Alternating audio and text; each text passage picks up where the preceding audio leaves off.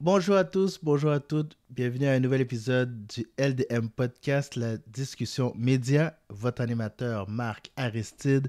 Donc aujourd'hui, le premier sujet, je vois que le comité de sélection a finalement trouvé un nouveau premier ministre pour Haïti avec le nom de Gary Coney, qui est médecin gynécologue de formation qui a travaillé longtemps à l'ONU, à l'international pour différentes missions humanitaires. On va voir ce que ça va donner.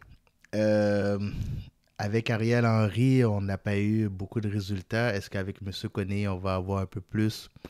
Moi, personnellement, j'ai pas trop d'attentes. Vous savez que c'est un monsieur qui va être surveillé au doigt et à l'œil.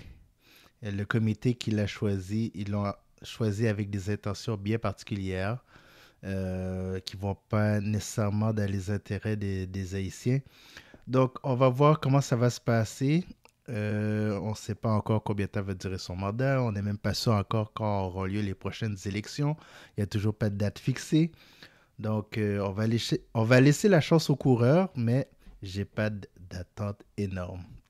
Maintenant, là, l'autre nouvelle que j'ai vue, ça fait quoi? Ça fait peut-être 2 semaines maintenant.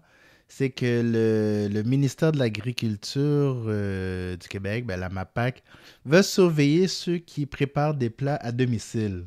Parce que ceux qui font des services traiteurs de leur maison, avant, ils n'avaient pas les mêmes directives que les restaurateurs. Donc, au niveau des techniques de salubrité, d'hygiène, euh, c'était pas toujours pris en considération de leur part. Puis bon, il y avait des restaurateurs qui trouvaient que c'était une compétition déloyale. Donc maintenant, si vous faites des repas et que quelqu'un sait que vous vendez des repas de la maison, vous pourriez avoir une visite d'un agent de la MAPAC qui va faire des vérifications de votre habitation pour savoir si votre cuisine est vraiment en état salubre, si vous prenez le soin de bien laver vos mains, comment vous préparez vos aliments. Donc, c'est quelque chose, je ne sais pas dans combien de temps ils vont mettre ça en place. Là. C'est tout dernièrement que j'ai vu ça à TVA. Mais ça s'en vient. Donc, ça va être, tu sais, on disait que le gouvernement, depuis quelques années, rentre dans la chambre à coucher des gens, à savoir, tu sais, maintenant, dans les formulaires gouvernementaux, le choix des sexes, c'est agrandi. Hein? On peut être non-binaire, on peut être transgenre, on peut être, je sais pas, ils sont rendus à combien de définitions maintenant.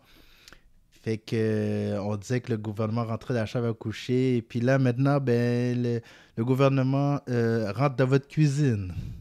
Bon, est-ce que c'est une bonne chose?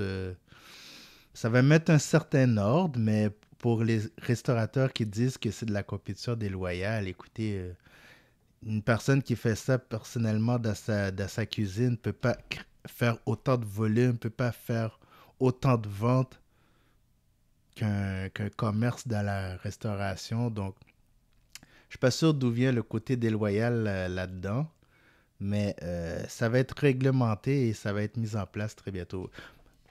Les gouvernements, là, partout où ils voient qu'ils peuvent mettre leur nez, si ça, si ça peut leur donner une raison de créer des lois, ben, ils vont le faire. Et puis, ben, une fois de plus, euh, c'est ça qui se passe. J'ai hâte de savoir est-ce que ça va vraiment affecter ceux qui font des services traiteurs à la maison. Est-ce qu'il y en a qui vont abandonner, qui vont lancer la serviette, qui vont dire bah, ça vaut plus la peine.